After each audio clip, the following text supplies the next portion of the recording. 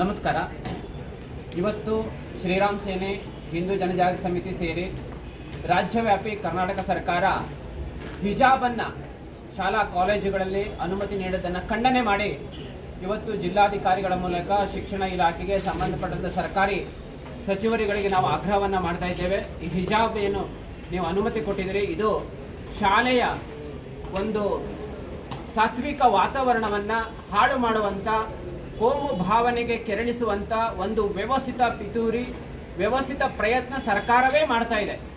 ಕರ್ನಾಟಕ ಉಚ್ಚ ನ್ಯಾಯಾಲಯ ಸ್ಪಷ್ಟವಾಗಿ ತನ್ನ ಆದೇಶದಲ್ಲಿ ಹಿಜಾಬ್ ಇದು ಇಸ್ಲಾಮಿನ ಒಂದು ಅಗತ್ಯ ಆಚರಣೆಯ ಭಾಗ ಅಲ್ಲ, ಹಿಜಾಬನ್ನು ಧರಿಸಬಾರದು, ಬದಲಾಗಿ ಶಾಲೆಗಳಲ್ಲಿ ಯೂನಿಫಾರ್ಮನ್ನೇ ಧರಿಸಬೇಕು ಹೇಳುವ ಕರ್ನಾಟಕದ ಉಚ್ಚ ನ್ಯಾಯಾಲಯದ ಆದೇಶದ ವಿರುದ್ಧವಾಗಿ ಮತ್ತು ಹಿಜಾಬ್ ಪ್ರಕರಣ ಮಾನ್ಯ ಸರ್ವೋಚ್ಚ ನ್ಯಾಯಾಲಯದಲ್ಲಿ ಬಾಕಿ ಇರುವಾಗ ಪುನಃ ತರಾತುರಿಯಲ್ಲಿ ಮುಸ್ಲಿಮರನ್ನ ಓಲೈಕೆ ಮಾಡಲಿಕ್ಕಾಗಿ ಶಾಲಾ ಕಾಲೇಜುಗಳಲ್ಲಿ ಹಿಜಾಬಿಗೆ ಅವಕಾಶ ಮಾಡಿಕೊಟ್ಟಿರುವಂಥದ್ದು ಇವತ್ತು ಮುಸ್ಲಿಮರ ಓಲೈಕೆ ಅಲ್ಲದೆ ಬೇರೆ ಯಾವುದೂ ಅಲ್ಲ.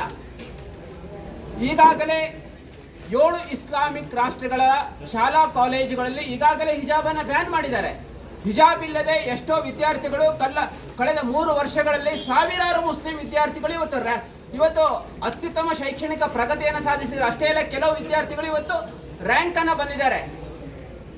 ಹಿಜಾಬ್ ಇದು ಇಸ್ಲಾಮಿನ ಅಗತ್ಯ ಆಚರಣೆ ಇಲ್ಲದ ಕಾರಣದಿಂದಾಗಿ ಕರ್ನಾಟಕ ಉಚ್ಚ ನ್ಯಾಯಾಲಯ 1983 ಕರ್ನಾಟಕ ಶಿಕ್ಷಣ ಕಾಯ್ದೆ ಪ್ರಕಾರ ಯೂನಿಫಾರ್ಮ್ ಅನ್ನೇ ಶಾಲೆಗಳಲ್ಲಿ ಬಳಸಬೇಕು ಹೇಳುವ ಆದೇಶವನ್ನು ನೀಡಿದೆ.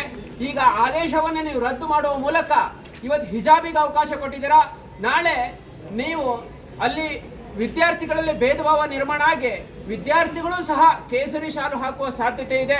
ಹಾಗಾಗಿ ರಾಜ್ಯ ಸರ್ಕಾರ ಹಾಗಾಗಬಾರ್ದು ಅಂತ ಹೇಳಿದರೆ ಶಾಲೆಯಾಗಿ ಉಳಿಬೇಕು, ಒಂದು ಶಾರದಾ ಮಾತೆಯ ಒಂದು ವಿದ್ಯಾ ಕೇಂದ್ರವಾಗಿ ಉಳಿಬೇಕಂತ ಹೇಳಿದರೆ ಹಿಜಾಬನ್ನು ರದ್ದು ಮಾಡಿ ಮತ್ತು ಅಲ್ಲಿ ಯೂನಿಫಾರ್ಮನ್ನೇ ಅಂತಿಮ ಮಾಡಿ ಹೇಳುವ ಆಗ್ರಹವನ್ನು ಸಮಸ್ತ ಹಿಂದೂ ಸಂಘಟನೆಗಳ ಪರವಾಗಿ ರಾಜ್ಯ ಸರ್ಕಾರಕ್ಕೆ ನಾವು ಈ ಸಂದರ್ಭದಲ್ಲಿ ಆಗ್ರಹವನ್ನು ಮಾಡ್ತಾ ಇದ್ದೇವೆ.